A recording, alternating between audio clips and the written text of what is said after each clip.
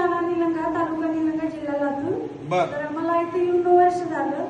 तर मला असा आजार होता, मला जन्मल्यापासून बाथरूम पण जायची नाही.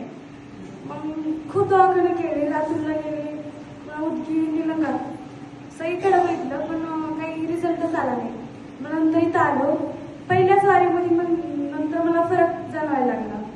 आणि दुसरा अनुभव म्हणजे माझ्या पप्पाचा मणक्याचा गॅप होता, आजार होता.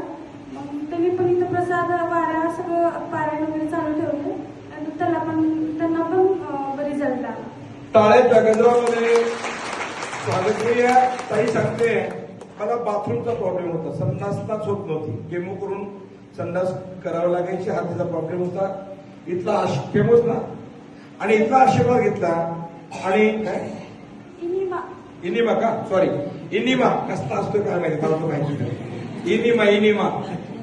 इनिमा करूनच बाथरूमला करून घ्यावा लागायचा. हा तिचा प्रॉब्लेम होता.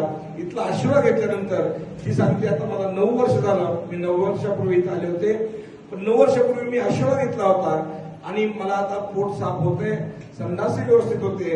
हा तिचा अनुभव आहे. टाळ्याच्या गजरामध्ये